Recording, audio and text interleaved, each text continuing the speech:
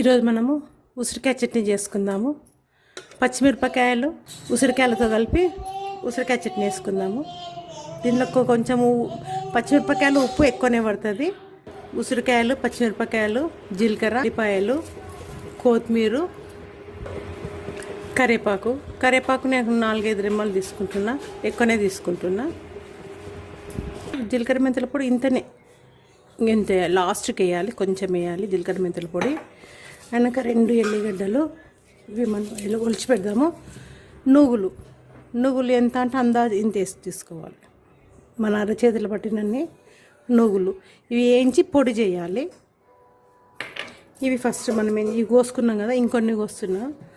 ఈజీగా కోయడానికి చూపిస్తాను నేను. ఇప్పుడు ఇట్లా కనుపులు ఉంటాయి కదా, కొంచెము ఈ ఉసిరికాయలు కోయడం అంటే కొంచెం కష్టమవుతుంది అందరికీ.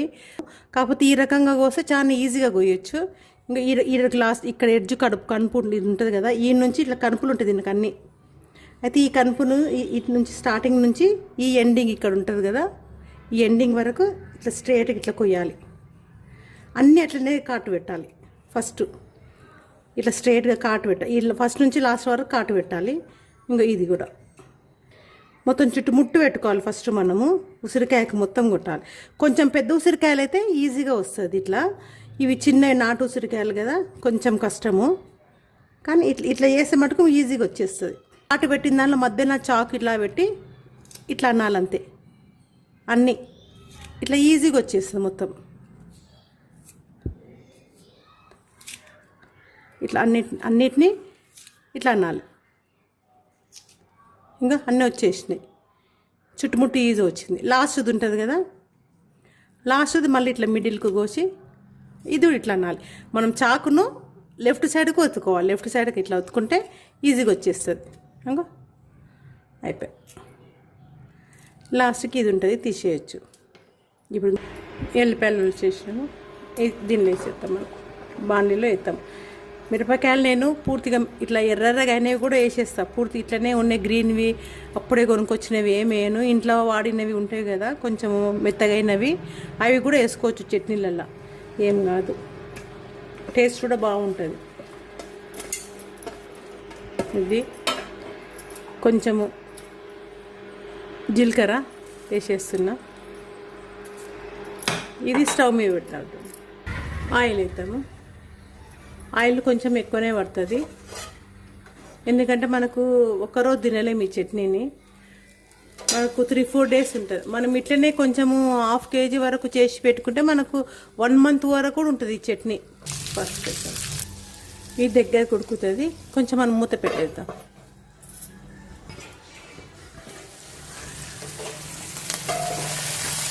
ఉడుకుతుంది దగ్గరికి అంటే ఇంకా దగ్గర కావాలి.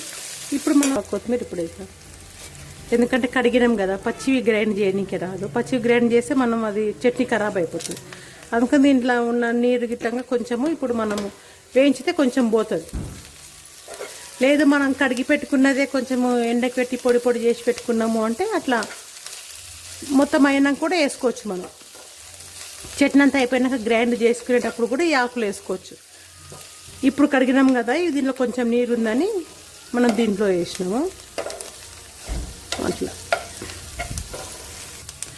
మనం ఉడికిందని తెలవడానికి ఇట్లా ఒక ఉసిరికాయని ఇట్లా అంటే కొంచెం ఇట్లా ఆఫ్ అవుతుంది. కాకపోతే ఇంకొంచెం ఉడకాలి. ఇప్పుడు తెలిసిపోతుంది మనకు. ఇట్లా అనగానే లోపలికి దిగాలి. ఇది కొంచెం ఇది దిగుతుంది, ఇంకా ఉడకలేదు. కొంచెం అయితే ఉడుకుతుంది. అయిపోయింది, ఉడికింది. ఇది దించేసేద్దాము. పువ్వులు కొంచెం వేడి చేసుకొని ఇవి గ్రైండ్ చేసి పెట్టుకుందాము. అంటే ఆల్రెడీ పొడి ఉంటేనేమో దీంట్లోనే పొడి వేసి గ్రైండ్ చేయొచ్చు. ఇప్పుడు మన దగ్గర పొడి రెడీగా లేదు కాబట్టి ఇప్పుడు మనం ఇవి నువ్వులను వేయించి పొడి చేసుకుందాం. పొడి చేసుకున్నాక మనము ఇవి ఉసిరికాయలు గ్రైండ్ చేద్దాం. ఇది గ్రైండ్ చేసినాక ఇవి గ్రైండ్ చేయాలి. మనం నువ్వుల పొడి గ్రైండ్ చేసినాం కదా, మన నువ్వుల పొడి గ్రైండ్ చేసినా ఫస్ట్ ఏ చట్నీ చేసినా కానీ మనకు గ్రైండరు డ్రైగా ఉండాలి. కొంచెం పచ్చిగా ఉన్న కడిగి మనం వెంటనే గ్రైండ్ చేసామనుకోండి, గ్రైండ్ చేసామంటే ఇవి గ్రైండ్ కావు, ప్లస్ చట్నీ కూడా ఖరాబ్ అయిపోతుంది. ఈ మొత్తం దీనిలో వేసి గ్రైండ్ చేసేద్దాం. జీలకర్ర మెంతుల పొడి, కొంచెం జీలకర్ర మెంతుల పొడి వేసేసి ఇంకా ఇవి కూడా వేసేద్దాం. ఇవి కూడా వేసి గ్రైండ్ చేద్దాం. ఉసిరికాయ చట్నీ గ్రైండ్ చేసినాం కదా, ఇంకా ఇట్లా ఉంది. దీన్ని మీకు ఇష్టం అనిపిస్తే పోపు వేసుకోవచ్చు, పోరింపు వేసుకోవచ్చు. అంటే పోరింపులైనా ఆయిల్ వేడి చేసి ఆయిల్ ఒక్కటి వేయాలంతే. చట్నీ ఇట్లా చేసుకోవచ్చు. మనము దీనిలో ఉసిరికాయలను కోయకుండా మనం డైరెక్ట్ ఇట్లా ఇడ్లీ కుక్కర్ ఉంటుంది కదా, ఇడ్లీ కుక్కర్లో పెట్టి ఉడికియచ్చు. ఉసిరికాయలను ఉడికించి అట్లా కూడా చేసుకోవచ్చు. ఫస్ట్ మనం ఇప్పుడు నూనెలో వేసినాం కదా, నూనెలో వేసుకోకుండా అట్లా ఉడికించి కూడా అట్లా కూడా చేసుకోవచ్చు. 2 రకాలుగా చేసుకోవచ్చు మనం ఉసిరికాయలను. లేదన్నా మనం రంధ్రాలు ఉన్న జల్లి పెట్టేసి దాంట్లో ఉసిరికాయలు వేసి కూడా ఉడికియచ్చు. కాకపోతే అట్లా తొందరగా ఖరాబ్ అవుతుంది మనకు ఇడ్లీ కుక్కర్లో కానీ ఈ ఆవిరికి కానీ ఉడికించి చేస్తే చట్నీ తొందరగా ఖరాబ్ అయిపోతుంది. ఇట్లయితే మనకు ఎక్కువ రోజులు కూడా బాగుంటుంది ఇది చట్నీ. పెరుగులోకి కలుపుకోవచ్చు. మనం అన్నం వేడిగా ఉన్నప్పుడు కూడా కలుపుకొని తింటే బాగుంటుంది. ఇప్పుడు చూడండి మంచిగా అయింది. ఇప్పుడు అసలు ఒక చుక్క నీరు కూడా అసలు నీరే లేదు దీంట్లో. ఇప్పుడు మనం పోపు వేసినాక ఇంకా దగ్గరికి మంచిగా అయింది కదా. మీకు నచ్చితే లైక్ చేయండి, షేర్ చేయండి, సబ్స్క్రైబ్ చేయండి. దీనిలో కొంచెం ఉప్పు ఎక్కువనే పడుతుంది, చూసుకొని వేసుకోండి ఉప్పు.